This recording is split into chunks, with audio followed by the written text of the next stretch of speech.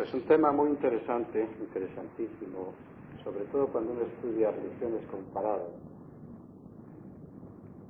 Por ejemplo, hinduismo, islamismo, judaísmo, budismo. Llega a ciertas conclusiones que se da cuenta que las raíces son muy similares. Lo que sí se modifica posteriormente son métodos, formas, maneras, aun cuando todas ellas tienen un nexo en común, que es la búsqueda de una realidad determinada, la que esta sea.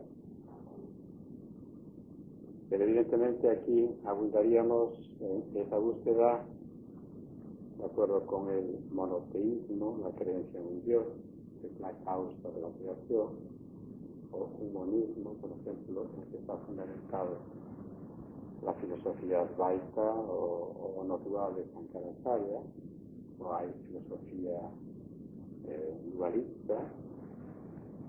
De hecho, la concepción filosófica de la India, como hemos comentado ayer, es múltiple, es muy diversa, una gran riqueza en lo que se llaman shastras, en escrituras. Y luego hay religiones que están fundamentadas en el libro, la Biblia, el Corán.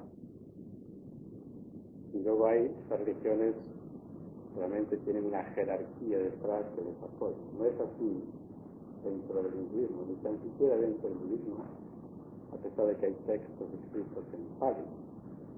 Pero un gran budista dijo en su momento: si veis a Buda en el camino, mátale.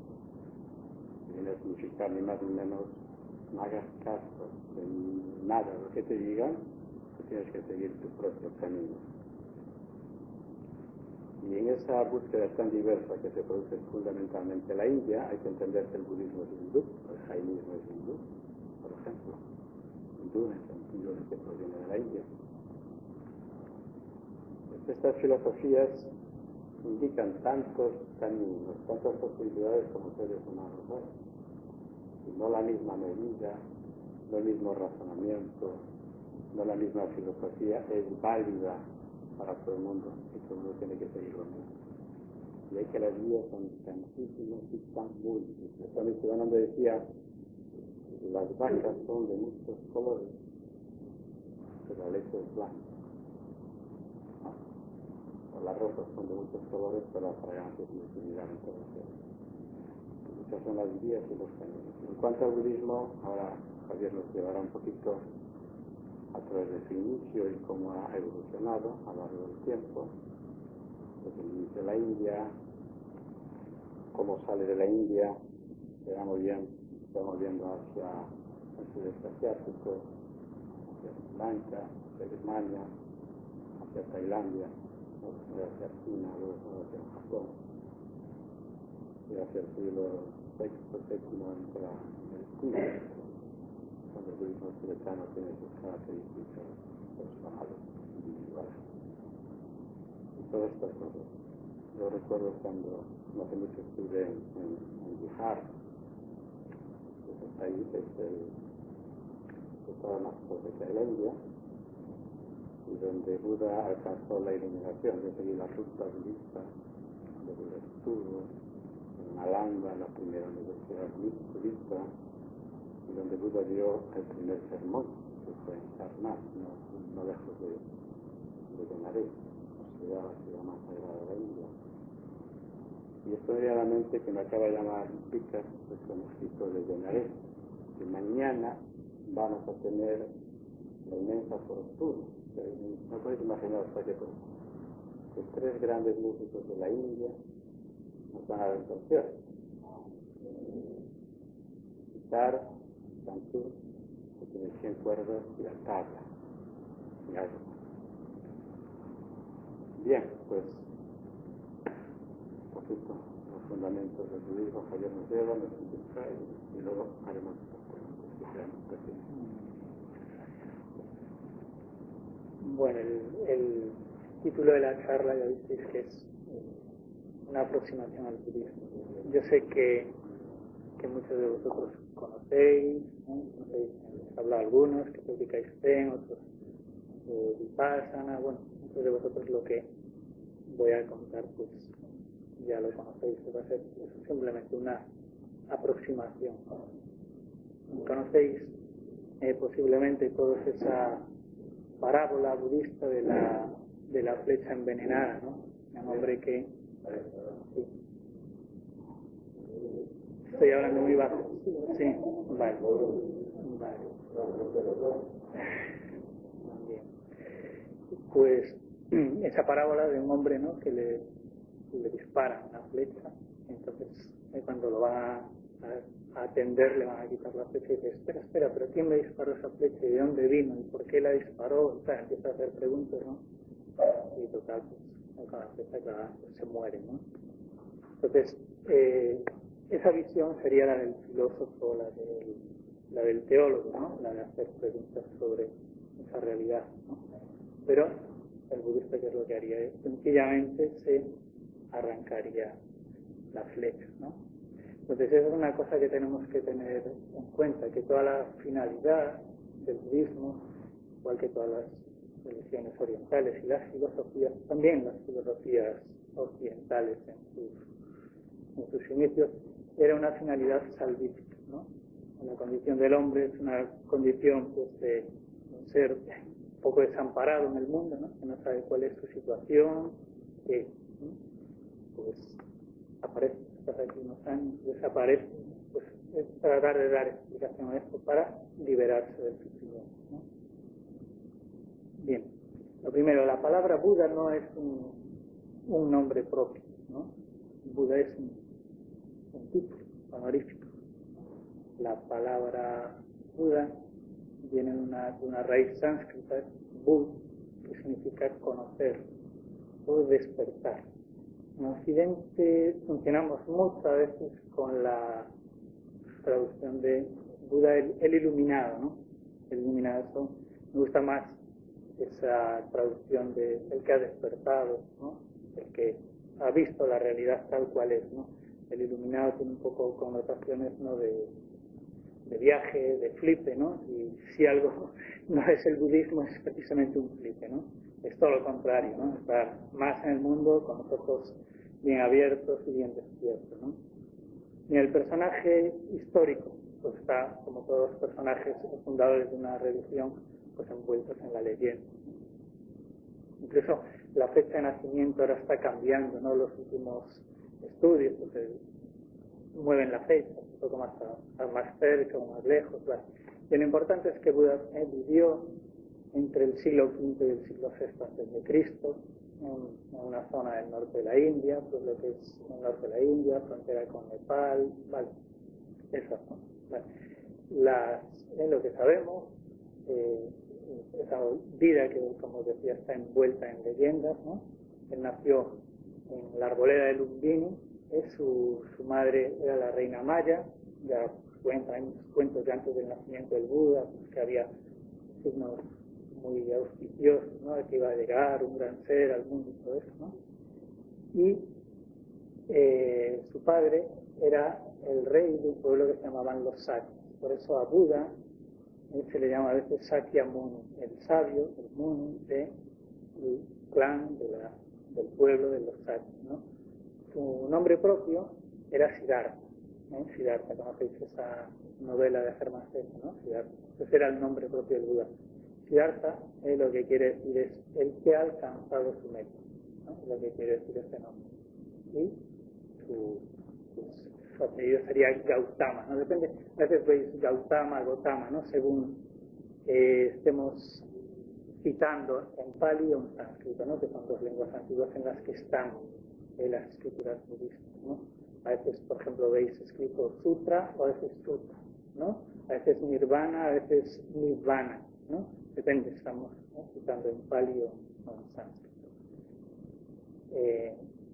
Entonces, lo que cuenta la leyenda es que su padre trató de protegerlo, de que no estuviera en contacto con el sufrimiento y con el dolor, entonces lo tenía en su palacio entre algodones, ¿no?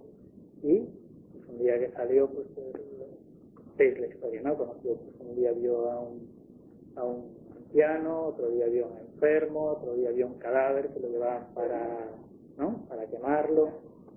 Y él, claro, se iba preguntando, ¿y esto me va a pasar a mí? ¿O yo estoy sujeto también a la enfermedad, a la vejez, a la muerte? Y un día ve un aspecto, ¿no? Ve su rostro radiante, sin miedo, pues lo ve una persona pues libre, y él se queda pues muy impactado, ¿no? Por la presencia de ese aspecto. Entonces el Buda, Siddhartha todavía no era el Buda, ¿no? Se había casado con la princesa Yasodhara y tenía un hijo que se llamaba Rahula, que me hace gracia que lo que significa esta palabra, Rahula, ese nombre, significa cadena o grillete, ¿no? ¿Qué idea tenía, ¿no? El budismo en sus inicios, por lo menos esencialmente monástico, ¿no? Pues la vida de los laicos, aunque después el Buda va a hablar que la verdadera renuncia es otra cosa, ¿no? Pero la vida de los laicos se veía como una vida llena de ataduras, de impedimentos, ¿no? Y él siempre se refiere a la vida de los que han dejado el hogar, ¿no? Que han dado ese paso adelante, habla muchas veces, ¿no? De dejar la vida del hogar, ¿no? Entonces él, pues, deja su reino y se va con un grupo de ascetas, ¿no? Y al principio lo que aprende pues son técnicas de meditación, de yoga. Enseguida se convierte en un maestro de eso, ¿no? De una meditación de absorción meditativa, ¿no? Tipo trance. Enseguida avanza mucho en eso, hasta el punto que querían nombrarlo maestro, ¿no? Pero él no quiere. Entonces ve que como ahí no consigue la liberación del sufrimiento, pues se dedica a austeridades tremendas, ¿no? Lo que se llama, en la tradición del yoga, se llama tapas, ¿no? Austeridades. Incluso lo que ayer hablaba Wells, ¿no? No solo sacrificios o renuncias muy grandes, sino también trabajo con la respiración, retenciones del aliento, muy prolongadas, hasta ayunos muy largos, ¿no? No sé si habéis visto algunas esculturas del Buda, ¿no? En ayuno, ¿no? Delgadísimo, ¿no? Dicen los textos que su ombligo estaba pegado a su columna vertebral, ¿no? Nos acordaremos de estos que son pilates, ¿no? Vale. Fue el del ombligo a la columna, literal además, ¿no? Bien, entonces después de todas esas austeridades, casi se muere y él se da cuenta que por ahí tampoco, ¿no? Entonces come, descansa y se sienta debajo del que se llamará después el árbol bolio, que era un tipo de higuera,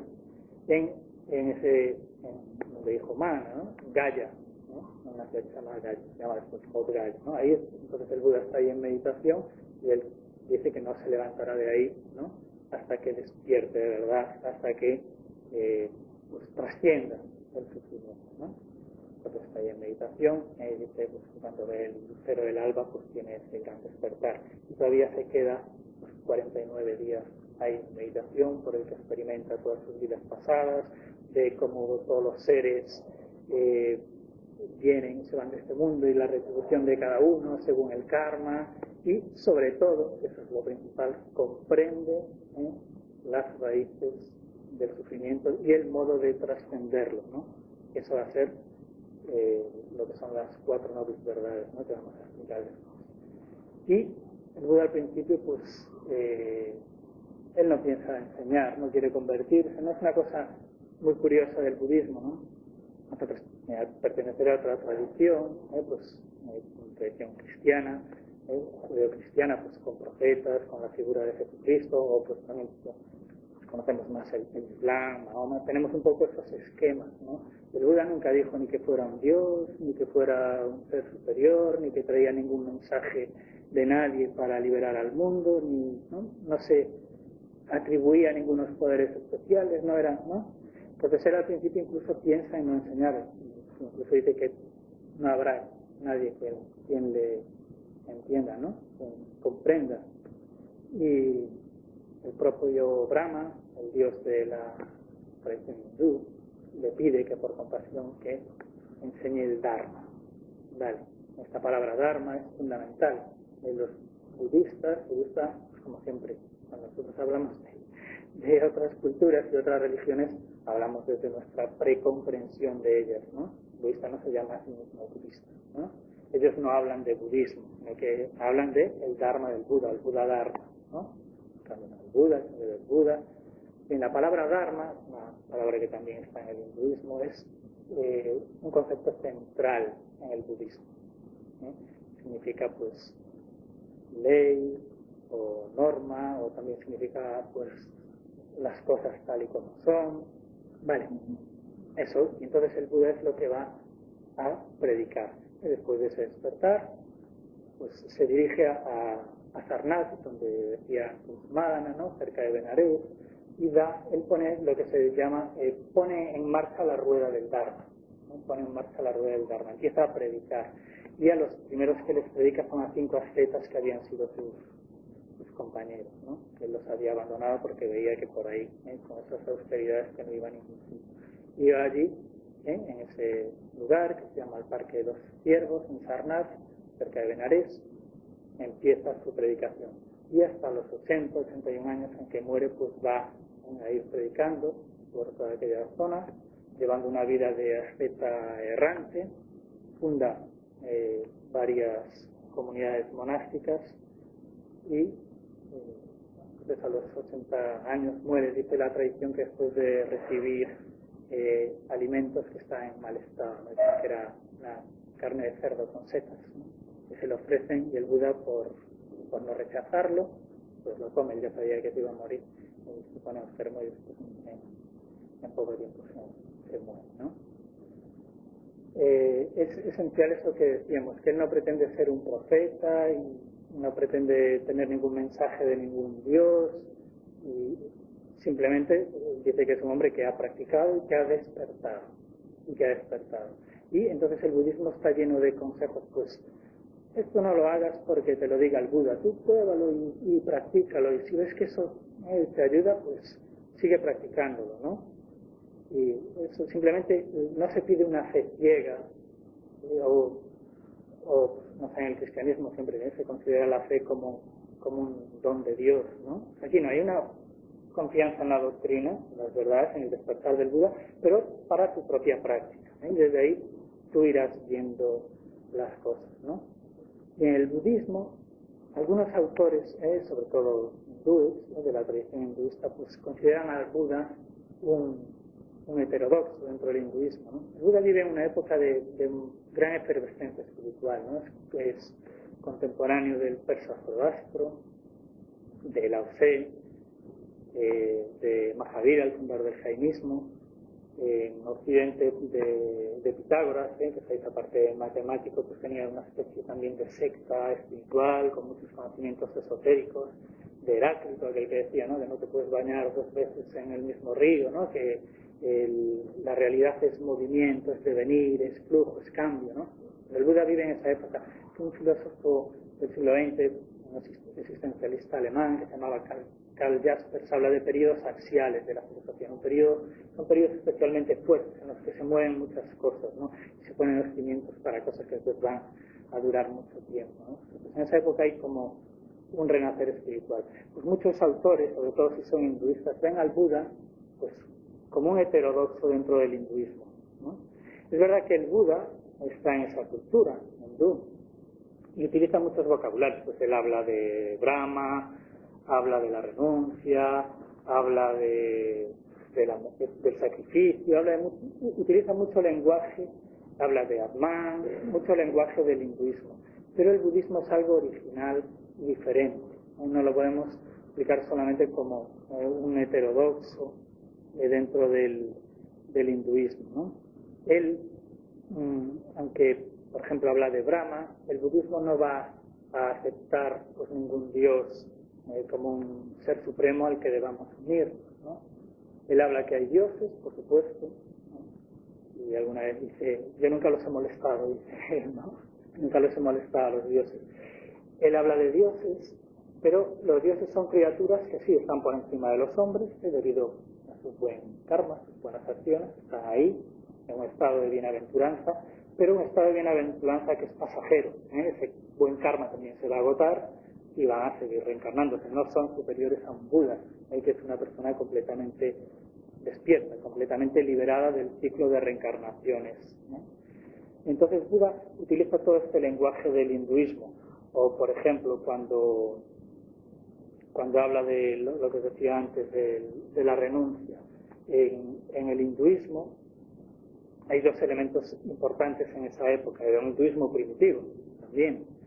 Por un lado, lo que ayer contaba West, ¿no?, de los sacrificios, ¿no? El hinduismo son los arios y sus textos son los Vedas, ¿no?, su tradición está fundada en los Vedas, que quiere decir conocimiento. Entonces, ¿qué es lo que hacían? Sobre todo, pues era un pueblo guerrero, que disfrutaba de la vida, no tenía esa sensación de renuncia, de ascetismo, que a veces vemos en el hinduismo, eso vendría después, ¿no? Entonces, en el hinduismo había ese disfrute de la vida, y la manera de ganarse el favor de los dioses era a través de los sacrificios, sobre todo sacrificios de animales. Entonces, lo que hacías era ejecutar bien el sacrificio, esa era la acción correcta. Y si se hacía mal, eso es lo que generaba mal karma, ¿no? El Buda va a decir, no, el karma no se genera por ese tipo de acción, por los rituales. O los jainistas dicen, no, cualquier acción va a generar karma, cualquier acción de cualquier tipo. Es que los jainistas son esos ascetas que van desnudos, ¿sabes?, que van con un plumero ahí espantando a cualquier bichito para no pisarlo, ¿no? Porque si lo pisas engendras mal karma, ¿no? Tienes son acciones negativas. Y el Buda dice que no, que solo generan karma las acciones voluntarias, ¿no? Las acciones voluntarias. O por ejemplo, cuando habla de brahmines, el hinduismo son la casta de los sacerdotes, ¿no?, los que tenían el poder. Él dice, no seas brahmin por nacimiento, no seas porque lleves tal vestidura o hagas tal cosa, eres brahmin el que purifica su mente y lleva una vida de santidad, ¿no?, dice el Buda. Al mismo tiempo el Buda rechaza el sistema de castas, ¿no? Se está al margen de todo eso, ¿no? Incluso pues con la mujer enseguida pues, reconocerá a las mujeres que también pueden ser monjas y seguirle en la orden, todo eso, ¿vale? En el budismo se mezclan cosas del hinduismo con cosas que el Buda había aprendido con los ascetas, ¿no? En esta época decíamos que el hinduismo también se está transformando. Eso que os decía, el sacrificio como un ritual, el hinduismo ritualista, había que hacer bien el sacrificio, eso empieza a interiorizarse. Y eso eran ideas que venían no de los arios, sino de los movimientos de ascetas. El verdadero sacrificio es el sacrificio interior, la renuncia, las austeridades, lo que se explicaba ayer West, ¿no? La meditación surge como interiorización del sacrificio. En vez de ofrecerte un animal, ¿qué es lo que ofrecía? Mi aliento. Y después, todavía más sutil que mi aliento, mi pensamiento, ¿no? Lo recordáis ayer, ¿no? Vale. Pues en el budismo se juntan todas estas cosas, pero se juntan de una manera original, de una manera diferente. Entonces, aún cuando el budismo a veces utiliza conceptos del hinduismo, está yendo más allá. Es un universo completamente diferente, ¿no?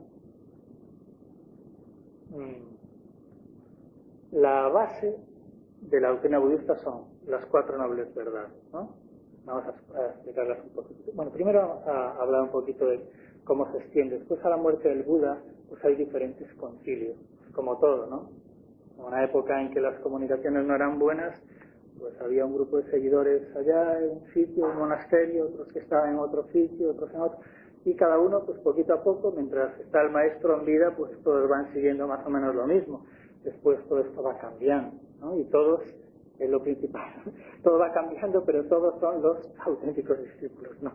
Y todos son los que siguen la verdadera doctrina, ¿no? Entonces, como ocurrió en el cristianismo y en todas las religiones, pues se organizan concilios un poco para ver qué es lo que hay, ¿no? Bien, entonces, en el segundo concilio, pues se empiezan a distinguir unos más seguidores, más al pie de la letra, que se llaman los ancianos, o lo que se llamará después el budismo Theravada. A veces se le llama Hinayana o Hinayana, lo habréis visto, ¿no? Hinayana y Mahayana. Esa es una denominación que se usaba más hace años, pero que es, para esa versión del budismo, es un poco peyorativa, ¿no? Un budista, pues a lo mejor de Tailandia o de Sri Lanka, pues no le va a sentar nada bien que se le diga es Hinayana, no se quiere decir pequeño vehículo, porque se dice que no es así, es una interpretación que no es muy correcta, que solo piensa en su liberación, ¿no? Lo que llaman un arahat, ¿no? A-R-A-H-A-T, ¿no? que dice que busca su propia liberación, su propio despertar, el llegar él al nirvana, ¿no? Y en contraposición a ellos estaba el budismo mahayana, que será el budismo que se desarrolla pues, en Extremo Oriente. Dentro de él está el budismo tibetano, está el budismo zen también, ¿no? Y ellos tienen como ideal, como centro de su doctrina, la figura del bodhisattva. Un bodhisattva es aquel ser que dice que permanecerá en este mundo hasta que se liberen todos los seres, ¿no? No se va al nirvana él a disfrutar, sino hasta que dice, mientras haya espacio y seres en el espacio, seguiré estando aquí para ayudar a todos los seres, ¿no? Eso es el máximo altruismo. Cuando a veces se acusa al budismo, ¿no?, de egoísta o de nihilista, o ya iremos viendo un poco estas acusaciones, ¿no?, que se hacen, que muchas veces simplemente están basadas en malos entendidos, ¿no?, prejuicios creados por a veces concepciones pues, superficiales de lo que es el verdadero budismo, ¿no? Entonces está ahí el Mahayana. Ellos hablan de que se vuelve a mover la rueda del Dharma. Hay un segundo y tercer estilo. Ya no es con la presencia física del Buda, ¿no?, pero se transmiten enseñanzas. Es un budismo más visionario, ¿no? Un budismo más visionario. El budismo Theravada es un budismo más apegado a las escrituras tradicionales y a la enseñanza tradicional del Buda histórico.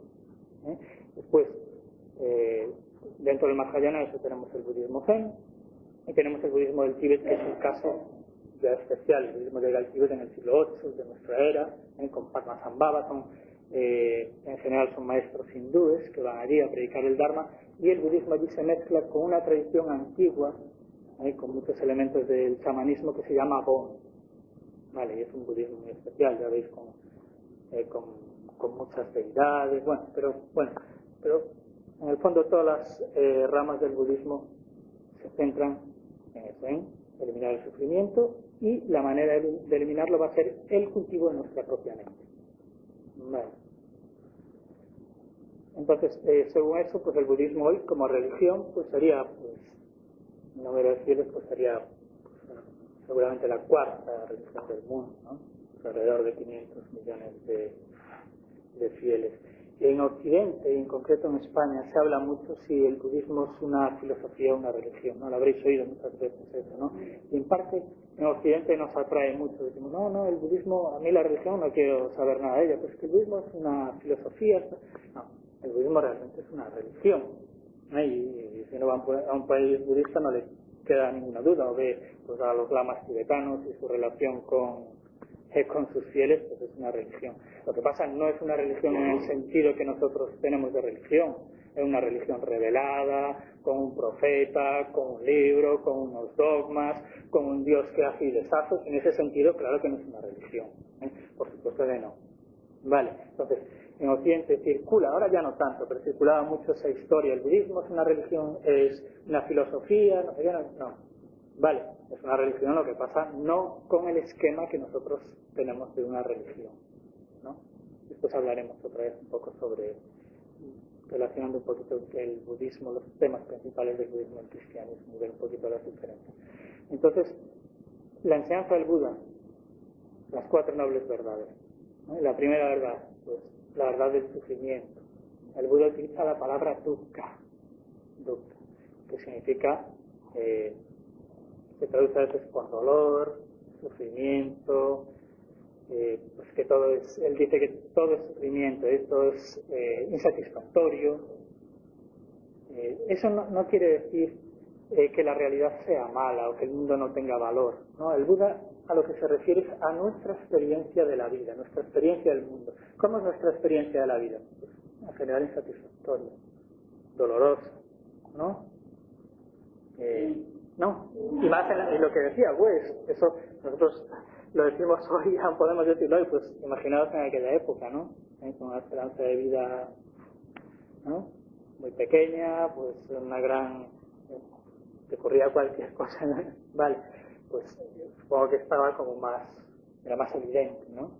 Entonces el Buda dice, pues nacer es sufrir, envejecer es sufrir, enfermar es sufrir, la muerte también es sufrimiento.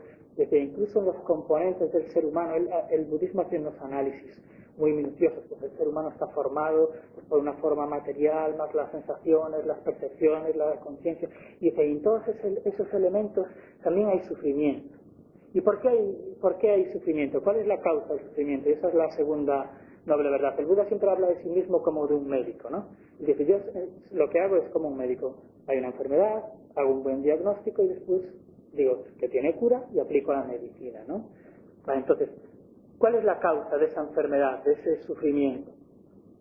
El deseo. El Buda habla. La causa es lo que llama tanja, la sed del deseo. La sed del deseo, que provoca el apego. Eso es muy importante que lo tengamos claro, porque a veces, ¿qué se dice? Que el budismo es pesimista, ¿no? Es una religión que niega la vida, ¿no? Lo habéis oído, ¿no? Se dice, es una religión que niega la vida, pesimista, sufrimiento. El Buda no dice que en este mundo que no haya placeres, que no haya disfrutes, sí que lo hay. Pero dice, nuestra experiencia normal del mundo, ¿qué es? De que todo es insatisfactorio, de que al final pues las cosas son dolorosas porque son impermanentes, porque no duran, porque desaparecen, porque no podemos mantenerlas, no podemos hacerlas durar, ¿no? Vale, pero no dice que las cosas sean malas, o que el mundo no tenga valor. Eso hay que tenerlo claro, ¿no? Eso hay que tenerlo claro. Entonces, la raíz de todo eso, ¿qué es? El deseo, el aferramiento, la sed, dice el Tanja. ¿Y cuál es la causa de ese deseo? Pues el Buda va remontando tal cosa, causa tal otra, tal, y al final llega a la conclusión de que la causa del deseo es la ignorancia. Nuestra mente, por eso hay que despertar, por eso hay que abrir los ojos a la verdadera realidad. Nuestra mente engañada toma lo impermanente por permanente, lo que no soy yo por un yo permanente y eterno, y entonces vamos creando acciones generadas por el deseo que causan más deseo, que causan más sufrimiento, y todo eso es como un gran fuego que va creciendo. De hecho, el Buda a veces habla en esos términos, ¿no? Al hablar de apego, la palabra que utiliza es combustible, sería la traducción literal, ¿no? Es el combustible que va ahí haciendo crecer ese fuego, ¿no? Bien, después vendría la tercera noble verdad, que dice, hay una salida de esto. Hay una salida, que es el nirvana. El nirvana. ¿Qué es el nirvana? Pues es el despertar a la verdadera realidad. Y eso se va a conseguir esta relación con la cuarta noble verdad a través del noble sendero, ¿no? Que son los 8 pasos. Un momentito más adelante. En el Buda, el nirvana no explica mucho.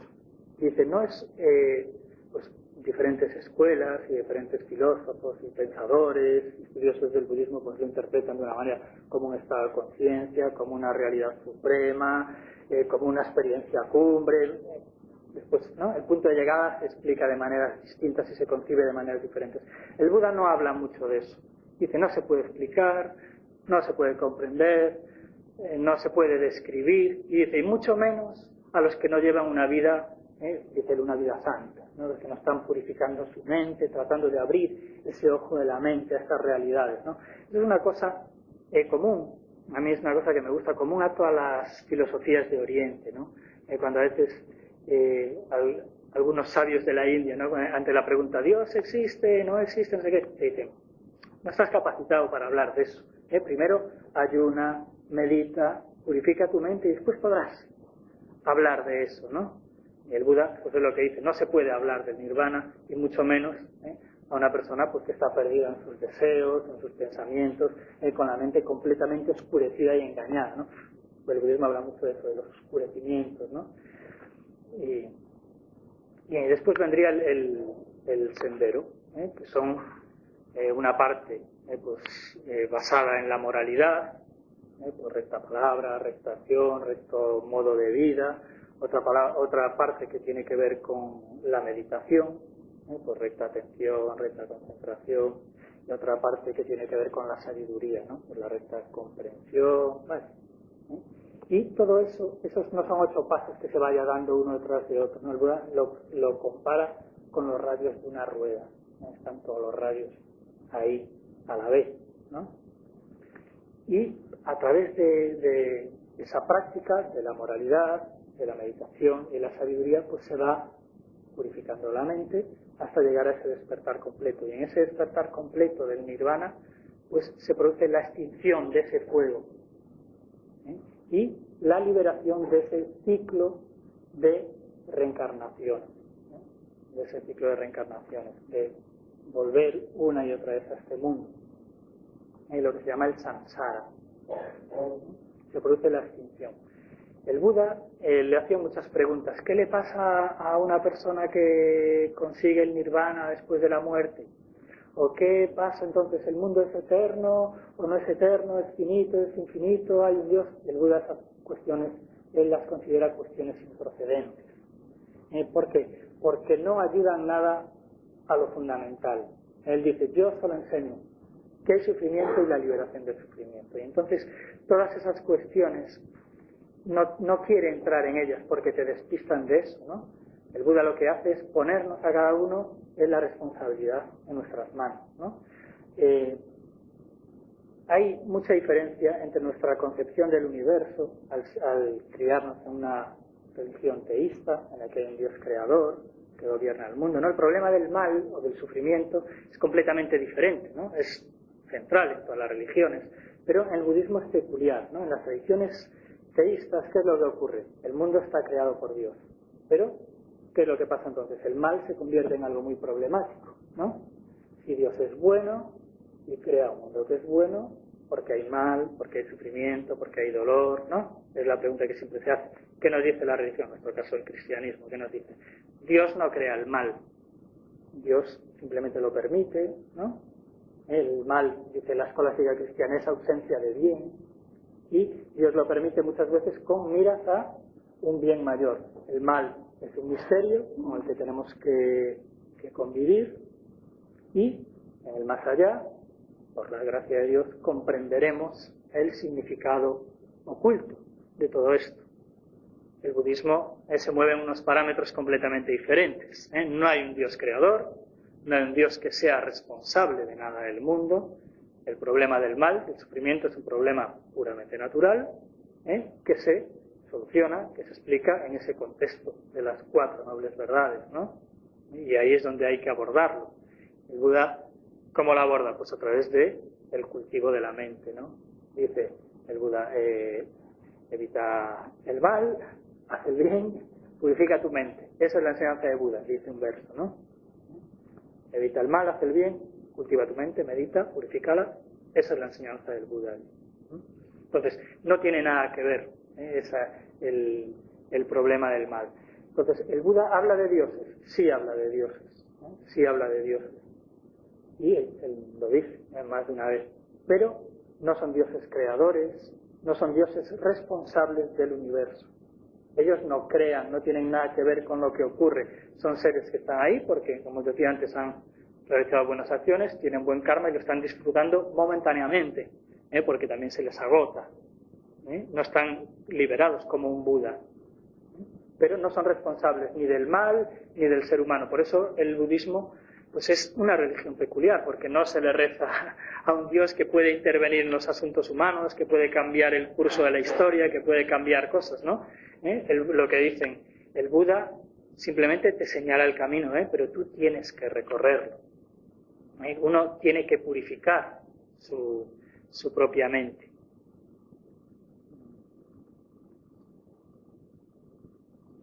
Se me olvidó de algo interesante.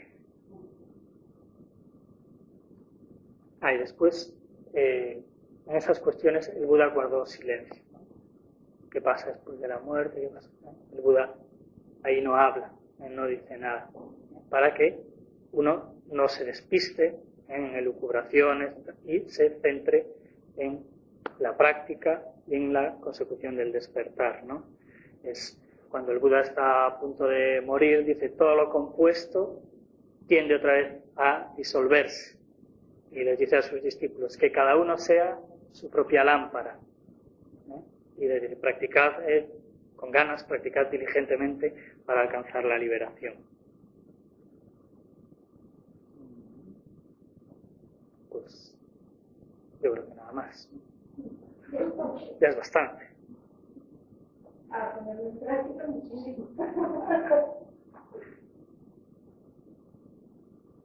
Después, una cosa de los textos.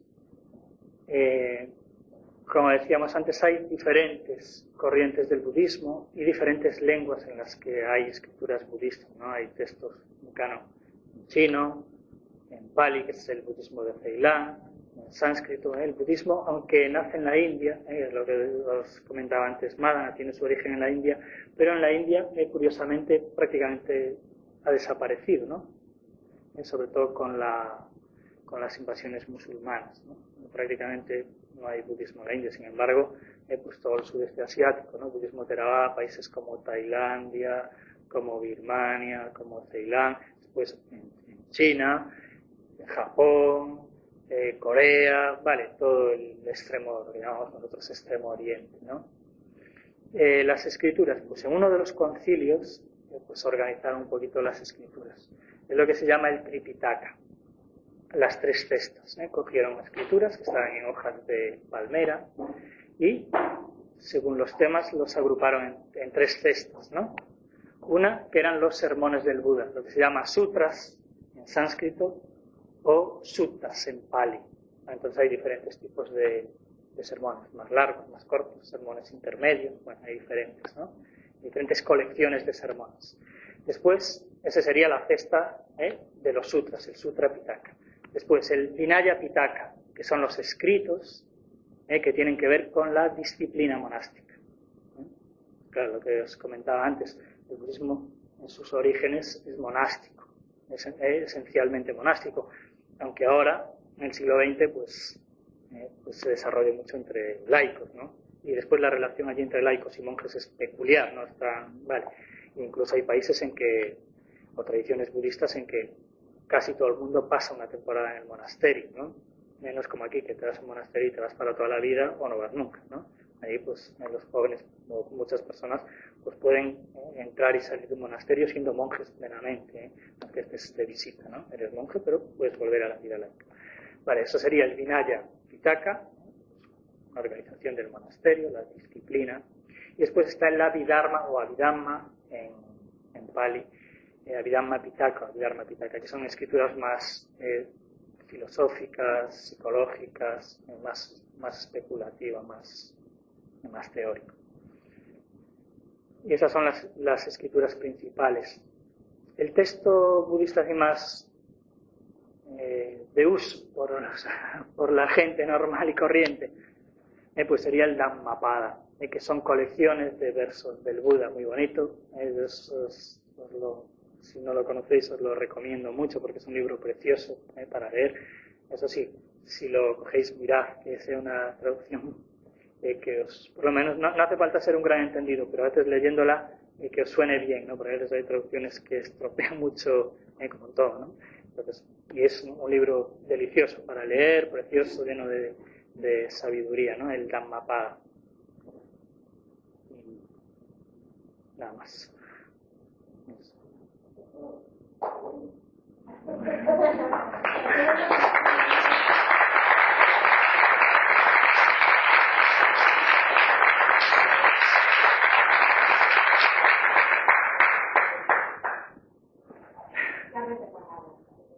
La recta palabra. Recta palabra, la recta acción.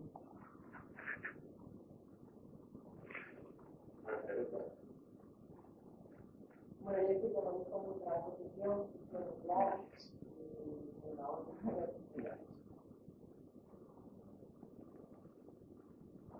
El día que yo le hablaba,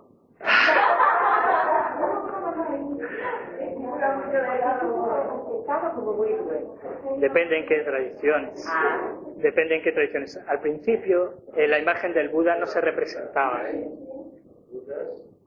Sí, al principio no se representaba la imagen del Buda, ¿no? Igual que ocurre en el cristianismo, ¿no? La imagen de Cristo al principio no se representaba. Se representaba el pez que simbolizaba a Cristo.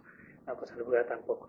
Y después, pues depende, tienes Budas de todo tipo. Tienes los Budas de Gandhara, que son Budas que son que recuerdan mucho a la escultura griega, porque son de zonas donde a través de Alejandro Magno entró en contacto el budismo con la cultura griega, y tienes budas que te van a recordar esculturas griegas en su perfección, ¿sabes? Y ese Buda así gordito riéndose, pues es más eso de Extremo Oriente, pero no. No significa como si lo pasa como con Jesús, que lo representan o un Jesús viejo arrastrado o un Jesús joven guapísimo, ¿no? Sí, hay muchas representaciones diferentes, ¿no? Pero si veis, pues imágenes del Buda, estos Budas enormes que hay en Tailandia, en Camboya, o el Buda en el Parinirvana, ¿no? Que está tumbado a punto de morir, pues nunca se ve un Buda, ¿no? Yo por lo menos las imágenes que he visto no he visto un Buda gordo, ¿no? Así. Hombre, y siendo una asceta errante, pues la verdad que no. Sí. Yo te tengo más gordo, ¿eh? Por favor, esta es una imagen de él. Yo te tengo así, pero más artística. Por eso era... Creo que ahí es muy interesante cuando algo se publica en verdad.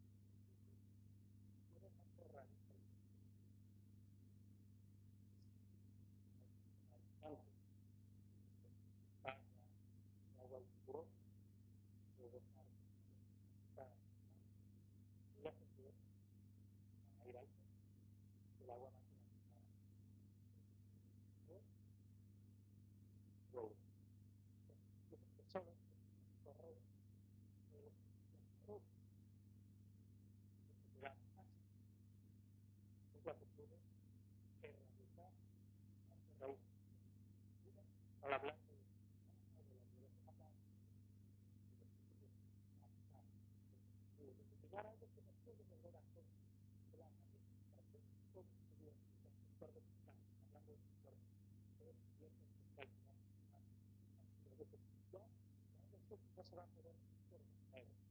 Va a aparecer una carrera que tiene que ver con entonces, si más o menos lo que nos da ¿ah?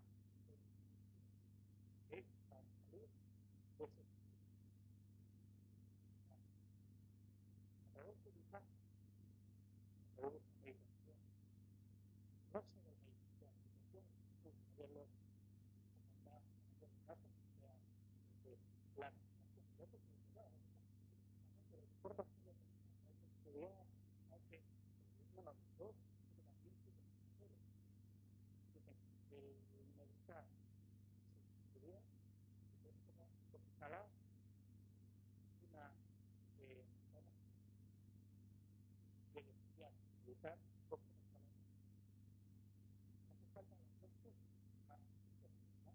Y esto es lo que ocurre. Los estudios es el que da margen de reflexión a la meditación. La meditación es muy importante. Lo que hace bien, lo que decía Borges, aquí lo que ocurre tiene como un coordenado, no lo que cree una cosa, ¿no? Se va a hacer, ¿no? Que no cree en Dios, ni árboles, ni a la pared, ¿no? Entonces, a través de la meditación, y por tres características esenciales de la actividad. En realidad, puro porque sí, una de las ideas del punto para estar establecido es que sí, sí, por derecho, o por el medio.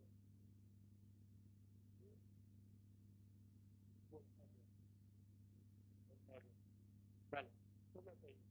Algunas personas interpretan esto como pues no, yo, eso está una pregunta porque soy, eso, termina ahí hablando de comunismo. No entiendo, sería algo externo, amable, pero es lo que estaba, ¿y cuál era la actitud? No, pues, la cosa social, era lo mismo programa, era el actitud, de los grandes frases. Tú eres el no lees, vale, las cosas que molestan, porque se quiere hacer lo que es la realidad de nuestras cosas. Pero no hay nada por debajo, ¿vale? No te puedo ganar de ser arriba. El universo que ahora es como un juego que está haciendo. Esto es una elementos que simbolizan el propio universo describe, no el propio juego. Hay una luz que se mueve. El camino medio, que medio por estos puntos no está en medio de los animales. No hay una raza absoluta, o Dios, o como queramos llamar, y aquí no hay nada. La luz que viene por todos acá tan fuertes, la transición, la sobrevida, se retira, lo que tengo que estar, en el camino correcto, por eso, trato y por no hay nada, nada, luego la sobrevisión, no lo también, la propia ¿qué hay? Las condiciones, o la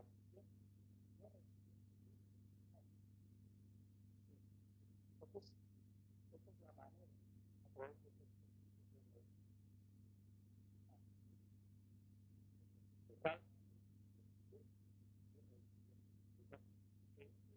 algo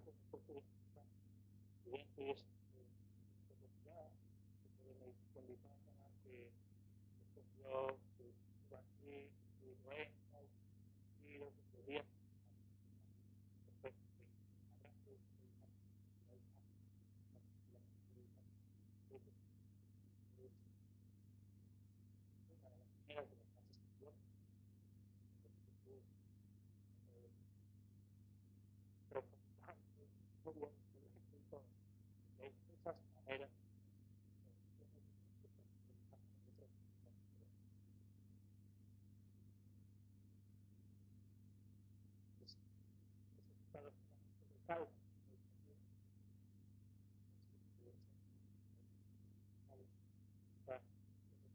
la realidad,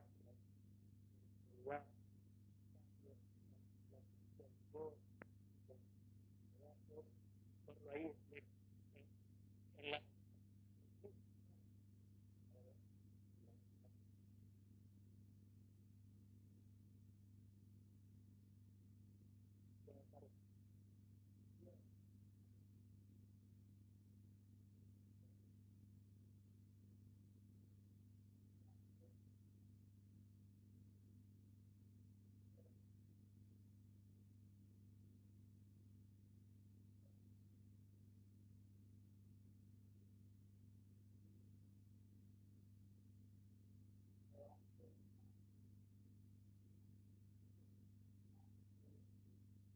encontramos un terreno de todas las soluciones han hablado actualmente por la capacidad de determinar pues para la persona por la verdad nosotros tomamos el camino de la desconfianza al final la gente se falla, se prepara, seguro que busca algo, todas las cosas entonces a veces se reconocen de equivocada, muchos que equivocadas tienen tanta naturalidad con el trato, con el ama, con su respeto, y lo que nos hacen a nosotros que lo va ahí,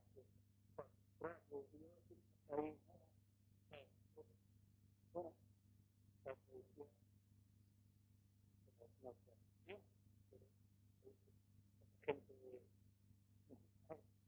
dentro de la tradición cristiana, incluso dentro del cristianismo, pero tenido más contemplativo está un poquito apartado, no tiene el peso de la religión cristiana que debería tener, ¿no? Pues lo que yo, como dices, quieres subir a la montaña, pregúntale al hombre que sube por el camino. Pues es maestro entonces, ¿cómo no va a ser necesario? Esa es la actitud con la que uno trabaja, con ellos se relaciona con ellos. Y después lo que decía ayer, que hablaba yo, ¿no? Pues hay momentos diferentes, hay necesidades diferentes, y en momentos que no le puedes decir, hay por ejemplo que de una comunidad, de un maestro, porque no puede ser muy interesante, y al menos yo le digo que nosotros tenemos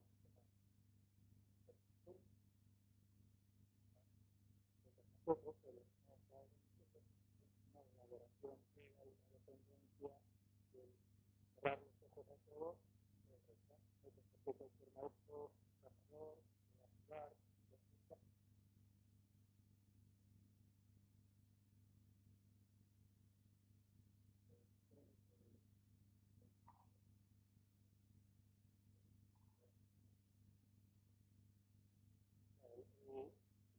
el origen.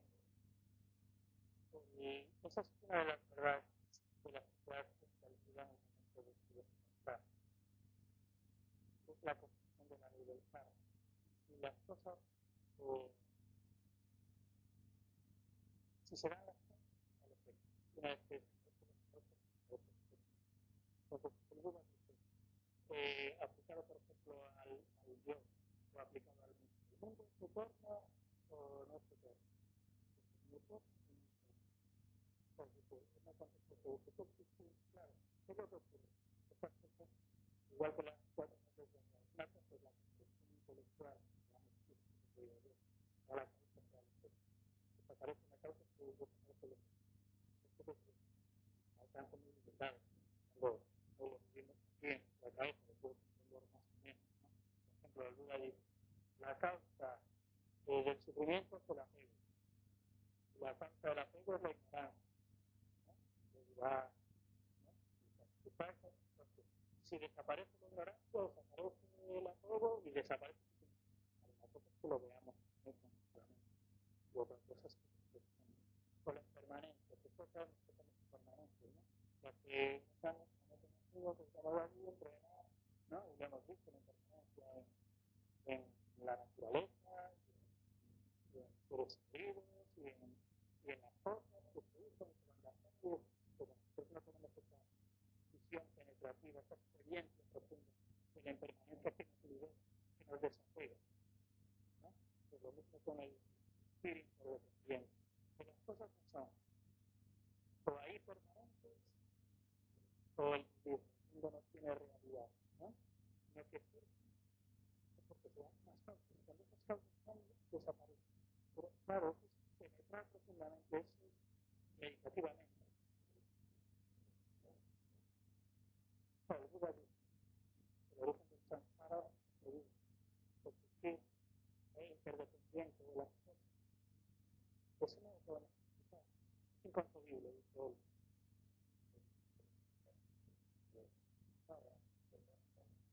Claro, pero ¿de qué fue el problema? Que podemos abrir los ojos a algo más allá de eso. Pero ¿cómo es eso?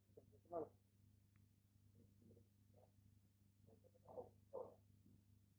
bueno, en cuestiones como la eternidad del mundo, no. Bueno, el Buda dice que no importa con respecto a esas cuestiones, pero importa porque si tú lo ves, vas a dejar de aferrar. Pues yo dice el Buda, pues ¿por qué dejamos de apegar? No por un esfuerzo de voluntad por la especie, ¿no? Que es de lo que les pasa. ¿Por qué desaparece el aferramiento, el apego? Que dice que el peor de los apegos es el apego al yo, a los míos, ¿no? ¿Cómo desaparece?